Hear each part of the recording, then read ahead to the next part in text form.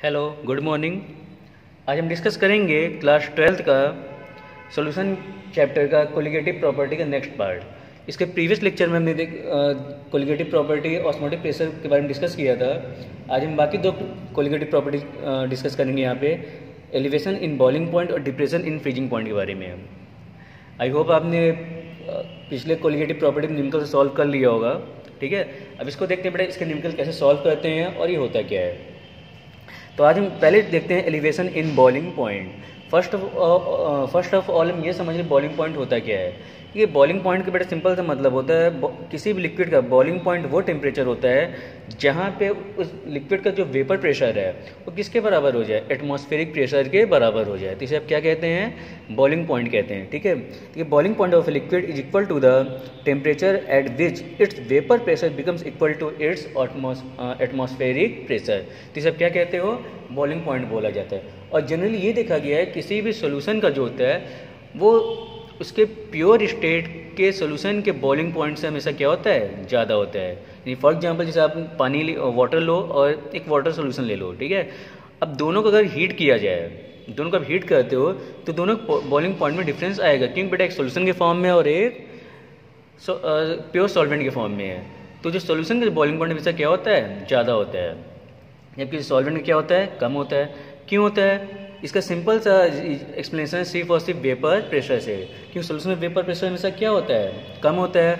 और दोनों का अब चाहे सॉल्वेंट हो चाहे सोल्यूशन हो, दोनों का वेपर प्रेशर में इक्वल लाना है। तो ऑब्वियस सी बात है कि हमें सोल्यूशन को हाई टेम्परेचर पे हीट करना पड़ेगा, तभी दोनों के वेपर प्रेशर क्या होंगे, इक्वल होंगे।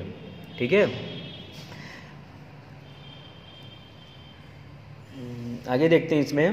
अब देखिए, अब जैसे हम सब लोग जानते हैं कि हमारा जो कोलिगेटिव प्रॉपर्टीज़ क्या होते हैं, ऐसी कोई प्रॉपर्टी किस पे डिपेंड करते हो, number of moles of solute. ठीक है, तो हमारे एलिवेशन इन बॉइलिंग पॉइंट भी क्या है, कोलिगेटिव प्रॉपर्टी है। तो किसके प्रोपोर्शनल है, किसके प्रोपोर्शनल होता है, मोलैलिटी के। ठीक है, यहाँ से हम रिलेशन डेराइव करें, डेल्टा टी भी क्या दिखा रहा है, एलिवेशन इन बॉइलिंग पॉइंट। जो डिफरेंस आता है ना सोल्यूशन और सॉल्वेंट के बॉइलिंग पॉइंट में जो डिफरेंस आता है उसी को क्या कहते हैं, और एलिवेशन इन बॉइलिंग पॉइंट बोला जाता है। ठीक है, ये हमने लिख भी दिया है, boiling point of solution containing a non volatile solid is always higher than that of the pure liquid. This increase of boiling point of solution is called elevation in boiling point which is represented by delta T B. अब देखो ये क्या है, boiling point आपका elevation boiling point क्या है, colligative property किससे proportional होगा, उसके number of moles of solid, in molality कह सकते हैं हम। ठीक है, अब देखिए मोलैलिटी बेटा प्रोपोर्शनल साइन हटाएंगे, क्या लगाएंगे, कांस्टेंट लगाएंगे, के भी कहते हैं, और उसे क्या कहते हैं, मोलर एलिवेशन कांस्टेंट कहते हैं। और जो मोलर एलिवेशन कांस्टेंट होता है वो टोटली डिपेंड करता है नेचर ऑफ द सॉल्यूट या नेचर ऑफ द सॉल्वेंट। ठीक है, यानी हर लिक्विड का जो मोलर एलिवेशन कांस्टेंट वैल्यू होती है क्या होती है, वो अलग अलग होती है। तो डेल्टा टी भी क्या हो जाएगा, अभी हम डिस्कस कर रहे थे कि जो टेम्परेचर होता है बॉइलिंग पॉइंट का हमेशा क्या होता है, ज़्यादा होता है, जबकि सॉल्वेंट क्या होता है, कम होता है। तो डेल्टा टी भी क्या हो जाएगा, T S minus T not. यहाँ टी एस क्या दिखा रहा है, boiling point of the solution, और टी नॉट क्या दिखा रहा है, boiling point of the pure solvent. अब देखिए यहाँ से हम के बी को बेटा डिफाइन कर सकते हैं। के बी कैसे डिफाइन करेंगे, अगर मोलैलिटी कितना कर दें, 1, मोलैलिटी कितना कर दें हम, 1, तो डेल्टा टी किसके बराबर आ जाएगा, के बी के बराबर। यानी के बी कह सकते हैं thus molar elevation constant is equal to the elevation in boiling point produced by 1 molar solution. तो इससे आप क्या कर सकते हो, इससे आप क्या कर सकते हैं, के बी को बेटर डिफाइन कर सकते हो। ठीक है, इसमें कुछ न्यूमेरिकल सॉल्व करके देखते हैं। अब क्या दिया गया यहाँ पे, 0.1 molar aqueous solution boils at 100.05 degree Celsius, calculate K B for the water. अब देखो बेटा हमें क्या क्या दिया गया है, जब मोलैलिटी दी गई है 0.1, मोलैलिटी कितनी लगी, 0.1 हमने लिख लिया, और क्या दे रहा है, सोल्यूशन का बॉइलिंग पॉइंट दे रहा है, यानी किसकी वैल्यू दे रहा है, ये टी एस की वैल्यू दे रहा है। किसकी वैल्यू है ये, टी एस की। निकालना क्या है आपको, क्या निकालना है, के बी। के बी आपको यहाँ क्या करना है, फाइंड आउट करना है। अब के बी फाइंड आउट करने का हमारे पास फॉर्मूला कौन सा लगता है, delta T B equal to K B into M लगता है। ठीक है, अब उसके लिए हमें क्या चाहिए, डेल्टा टी बी चाहिए। डेल्टा टी बी तो हमें पता नहीं है, तो डेल्टा टी बी कहाँ से निकालेंगे हम, delta T B equal to क्या होता है, T S minus T naught. T S बेटा आपको दिया गया है 100.05 डिग्री सेल्सियस, और आप सब लोग जानते हैं जो वाटर का कितना होता है बॉइलिंग पॉइंट, नॉर्मल टेम्परेचर कितना चलते हैं, 100 डिग्री सेल्सियस। तो इसको हमने जैसे वाटर का बॉइलिंग पॉइंट रखा है, इसको सॉल्व किया, कितना आ गया 0.05। अब क्या मिल गया आपको, डेल्टा टी बी की वैल्यू क्या होगी, फाइंड आउट हो गई। ठीक है, अब डेल्टा टी बी को कहाँ इस्तेमाल करेंगे हम, इस रिलेशन पे। तो delta T B equal to क्या हो जाएगा, K B into M. K B क्या हो जाएगा, delta T B upon M.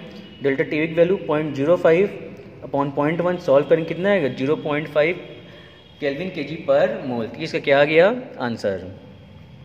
ठीक है, एक न्यूमेरिकल और सॉल्व करके देखते हैं। अगले क्या दे रहा है, vapour pressure of an aqueous solution of urea is 732 mm at 100 degree Celsius.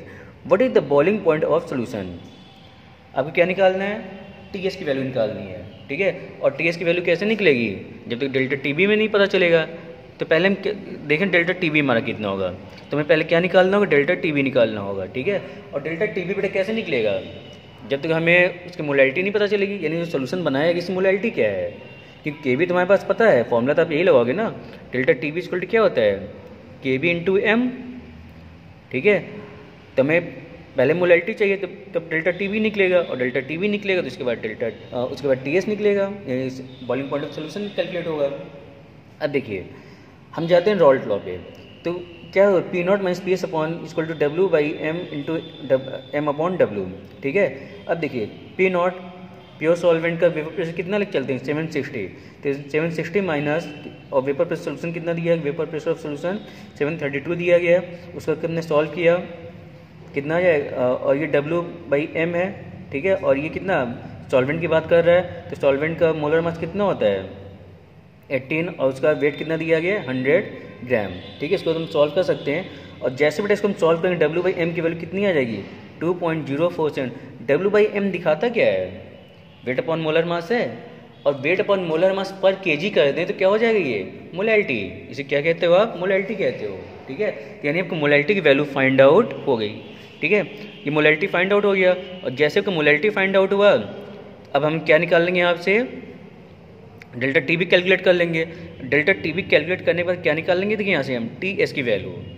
ठीक है, जैसे सारी वैल्यू को सॉल्व करते हो वैल्यू कितनी आएगी 101.064 डिग्री सेल्सियस। ये क्या आपका आ गया आंसर। ठीक है, सिमिलरली हमने एक क्वेश्चन आपको और दिया है, इसको आप खुद से सॉल्व करिएगा। Solution containing 12.5 gram of a non-electrolyte substance in 175 gram of water gave a boiling point elevation 0.7 Kelvin. Calculate molar mass. इनको क्या निकालना है, मोलर मास निकालना है। सब कुछ आपको गिवन है, आप सॉल्व करके देखिएगा। अगर बेटा आपको केबी की जरूरत पड़ती है तो आप किसी बुक से देख के लिख सकते हो, आप अगर जरूरत पड़ती है तो, नहीं तो कोई बात नहीं। नेक्स्ट हम देखते हैं हमारे next colligative property, depression in freezing point. जब नेक्स्ट डिस्कस करते हैं डिप्रेशन इन फ्रीजिंग पॉइंट, जो हम किसे दिखाएंगे डेल्टा टी एफ से। ठीक है, पहले समझ फ्रीजिंग पॉइंट क्या होता है। Freezing point is the temperature at which liquid and solid phase of a substance are in equilibrium. सब लोग जानते हैं, बट फ्रीजिंग पॉइंट क्या होता है कि जहाँ पे लिक्विड फेज और सॉलिड फेज क्या हो, दोनों इक्विलिब्रियम में हो जाए, तो सब फ्रीजिंग पॉइंट कहते हैं किसी लिक्विड का। और जनरली क्या होता है, किसी भी सोल्यूशन का फ्रीजिंग पॉइंट क्या होता है, हमेशा कम होता है उसके सॉल्वेंट से। इसका भी एक्सप्रेशन सिंपली आप किसे दे सकते हैं, वेपर प्रेशर से। ठीक है, क्लास में हम डिस्कस करेंगे इसको, फिर से नहीं समझ में आएगा पूछ लीजिएगा क्यों होता है ऐसा, तो हम क्लास में फिर डिस्कस कर लेंगे। Freezing point of solution is lower than that of its pure solvent, this is called depression in freezing point. Formula derive कर लेते हैं, सेम है। फ्रीजिंग पॉइंट में आपके क्या होता है, कोलिगेटिव प्रॉपर्टी होती है, तो मोलैलिटी प्रोपोर्शनल में होगा, प्रोपोर्शनल साइन हटाएंगे, केएफ लगाएंगे। ठीक है, और डेल्टा टी एफ क्या होता है, डेल्टा टी एफ क्या होता है, T not minus T H. T S क्या हो जाएगा, फ्रीजिंग पॉइंट ऑफ सोल्यूशन, और टी नॉट क्या होगा, freezing point of the pure solvent. यहाँ से आप केएफ को बेटर डिफाइन कर सकते हो। मोलैलिटी अगर आप केएफ को डिफाइन करना हो तो आप मोलैलिटी क्या मान लीजिएगा 1, तो डेल्टा टी एफ किसके बराबर आ जाएगा, के एफ। तो जैसे आपने के बी को डिफाइन किया था उसी तरीके से आप के एफ को भी डिफाइन कर सकते हो। ठीक है, ठीक है, इसका सिंपल सा रिलेशन था, इस पर हम एक सिंपल से न्यूमेरिकल सॉल्व करके देखते हैं जो इजी होता है। ठीक है, न्यूमेरिकल क्या दे रहा है, how many grams of ethylene glycol, इसका मोलर मास कितना दिया है 62 दिया गया है, should be added to 10 kg of water so that resulting solution freezes at इतना degree Celsius -10 degree Celsius for water Kf equal to इतना। हमें क्या निकालना है, mass of the ethylene glycol. ठीक है, फॉर्मूला क्या हो जाएगा, देखिए गिवन क्या आपके पास है, मोलर मास दिया गया है 62, डेल्टा TF दिया गया है 10 डिग्री सेल्सियस और KF की वैल्यू है 1.86। ठीक है, हमें निकालना क्या है बेटा, उसका इथिलीन ग्लाइकॉल का वेट। फॉर्मूला सॉल्व करिए तो क्या हो जाएगा, डेल्टा TF इक्वल टू क्या होता है, ये KF इंटू मोलैलिटी होता है। ठीक है, तो डेल्टा TF इक्वल टू क्या हो जाएगा, ये KF मोलैलिटी क्या होता है, weight upon molar mass into mass of the solvent. कितना कह रहा है, 10 kg है ही है, तो kg में रखिए, कोई दिक्कत नहीं है। वेट हमें निकालना है, बाकी सब कुछ गिवन है, तो वेट इक्वल टू क्या हो जाएगा, क्रॉस मल्टीप्लाई करेंगे, delta TF into molar mass into 10 upon कितना हो जाएगा, KF। डेल्टा TF की वैल्यू 10, मोलर मास की वैल्यू 62 इंटू 10, KF की वैल्यू 1.86। ठीक है, आप इसको बेटा जैसे कि सारी वैल्यू सॉल्व करेंगे तो इसका लगभग आंसर आ जाएगा 3333.33 ग्राम। ठीक है, यानी इसका जो आंसर आएगा 3333 ग्राम आएगा, 0.33। इसका आंसर सॉल्व करके आप देख लीजिएगा, आप चेक कर सकते हैं।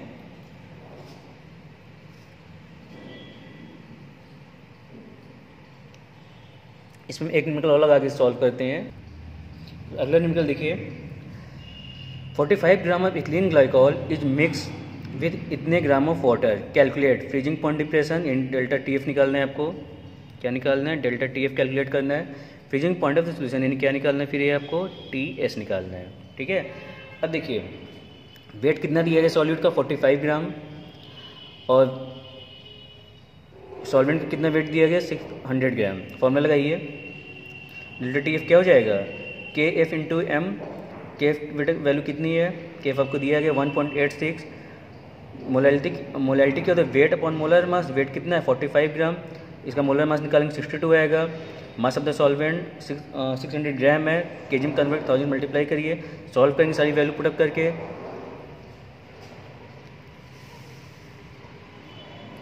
आप सारी वैल्यू की जब सॉल्व करेंगे सारी वैल्यू पुट करके तो कितना आपको मिल जाएगा, 2.25 केल्विन। तो क्या निकल गया आपका, डेल्टा TF क्या हो गया, कैलकुलेट हो गया। ठीक है, अब देखिए आपको क्या निकालना है, TS की वैल्यू निकालना है। फॉर्मूला लगाइए, डेल्टा TF इक्वल टू क्या होता है, T0 माइनस TS। TS चाहिए तो क्या हो जाएगा, अब TS इक्वल टू क्या हो जाएगा, इसको इधर लाओ, इसको इधर ले जाइए, तो TS इक्वल टू बेटा क्या हो जाएगा, ये T0 माइनस डेल्टा TF।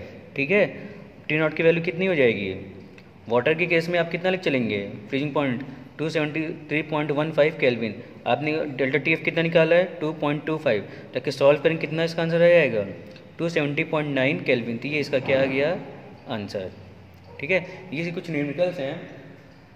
ये सोल्यूशन का यहाँ पे आपका चैप्टर ख़त्म होता है। इसमें कुछ नोट्स हमने आपको नोट्स आपको मैंने इसमें दे दिया है, जैसे आइडियल सोल्यूशन क्या होता है, नॉन आइडियल सोल्यूशन क्या होता है, एबनॉर्मल कोलिगेटिव प्रॉपर्टी क्या, उसकी डेफिनेशंस क्या होती हैं। ठीक है, इसको मैंने नोट्स में प्रोवाइड कर दी, उसको आप देख लीजिएगा और उस पर न्यूमेरिकल सॉल्व करिएगा। बाकी बेटा कोई दिक्कत होती है, ये आपके स्कूल खुलने वाला है नेक्स्ट वीक से, तो उसको हम डिस्कस कर लेंगे। Thank you.